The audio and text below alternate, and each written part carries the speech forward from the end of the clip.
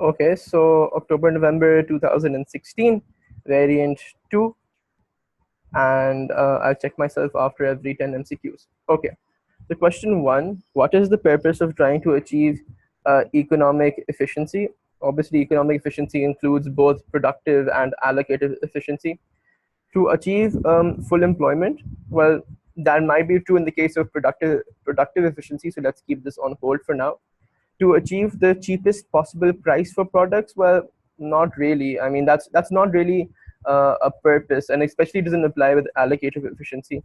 To ensure resources are not wasted, probably, because if you look at it with regards to productive efficiency, that means you want to, if you think about it, for the economy, productive efficiency is operating on your PPC.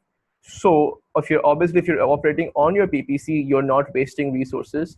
But secondly, and the reason I believe this would be your answer over A, if you operate on your PPC, you would still have full employment, right? So you might be confused why it can't be A. But think of it in terms of allocative efficiency as well. You can operate on your PPC, you can be productively efficient, but still be wasting resources if you're not putting them in the production of things that are most useful for society. You might have full employment, but if you're making a lot of demerit goods, you're still kind of wasting resources. So A doesn't really fulfill the idea of allocated efficiency, which is still a part of economic efficiency, which is why you would have to go with C over A, because C ensures both productive efficiency because resources aren't wasted, so you're obviously operating on your PPC, and secondly, allocate, if resources aren't wasted, you're probably going to be allocating them appropriate to society's needs and to at the society's socially at the socially optimum level. So both types of efficiency are catered in C. To use as many resources as possible is not really an option. Uh, Again, you might link D with productive, but again, it doesn't really have any link with allocated efficiency. Anyhow, question 2, in the diagram, a firm increases its output from OY to OZ. So kind of goes like this.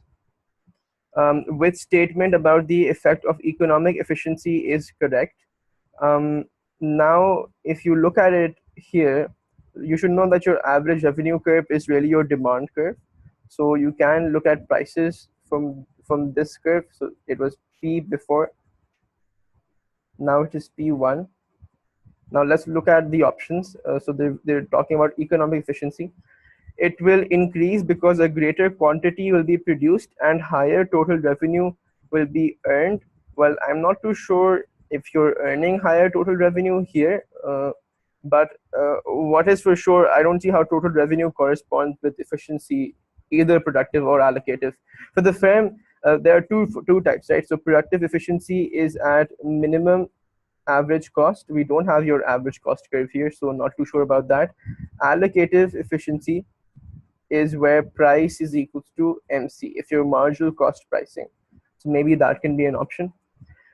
B, it will increase because the value that consumers place on the product comes closer to the cost of producing the last unit. Now, uh, perhaps it can be this, because if you think about it, the value that consumers place on the product um, is okay, is there basically their utility for the product, and the cost of producing the last unit is basically the cost, one could say, the cost for the producer to produce. Now the idea, the reason why we studied that allocative efficiency is where price is equals to MC is because here the sum of producer and consumer surplus is maximized. That's the idea. And the reason why it's maximized is because here the idea is the opportunity cost for consumption and for production at this particular point where price is equals to MC, um, somewhere here. Yeah. So at this point, the opportunity costs for consumption and production are the same. If they are the same, only then would the sum of producer and consumer surplus be maximized. A lot of times we don't look at this, we just memorize price is equals to MC, but for questions like this, it's useful to know the logic behind this, because that's what they're saying here. the value the consumers place on the product is not too different from the opportunity cost of produce of consuming, because if you place a higher value of the product, that means you're leaving behind a lot, a similar value somewhere else. You're not consuming that to consume this particular product, and the cost of producing the last unit is definitely it is a cost. It can also be looked at in terms of opportunity cost, because you could have produced some other unit. So they, as they come closer to each other, they approach the point where P is equals to MC. They come closer to the point where P is equals to MC, which is true here. Price is getting closer to this particular point. You're going from here, you've gone like this. So you just need to go a little down, a little more down to get to P is equals to MC. So that would be your answer. C, it will decline because both average and marginal revenue fall. Again, I'm not too sure why is revenue linking with economic efficiency. It will decline because total and marginal cost will rise. Well, you can't really tell about where your average cost curve is, so it doesn't have a link with total, it doesn't have a link with marginal. Productive efficiency would link with average cost, minimum average cost, and you don't even have your AC curve here. 3, a proposal for a new power station was rejected by the government because it was not socially beneficial. The government calculated that private costs would be 800 million, private benefits would be 900 million, and external benefits would be 300 million. What must be true about the external costs of the power station? Now, if it is not socially beneficial, that means that social benefits were less than social costs. That means social costs were more, they overrode the social benefits. So the formulas for social benefits are: social benefit is private benefit plus external benefit. Social cost is private cost plus external cost. So private benefit was 900 and external benefit was 300, making this 1200. And private cost was 800. So 800, let's take external cost to be X, 800 plus X. So you can rearrange this to be like X has to be greater than, what is it? 400. You take this to the other side, it gives you 400 there. And 400 is less than X is the same as saying X has to be greater than 400, which means your external costs have to be greater than 400, which is clearly B.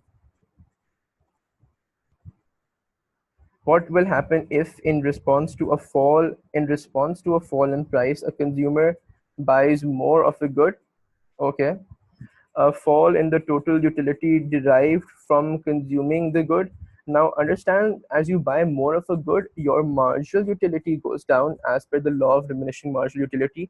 However, your total utility still increases. It just increases at a decreasing rate. So your total utility, won't fall. A movement along the consumer's demand curve. In fact, that's pretty much it. Then let me clean this up a bit.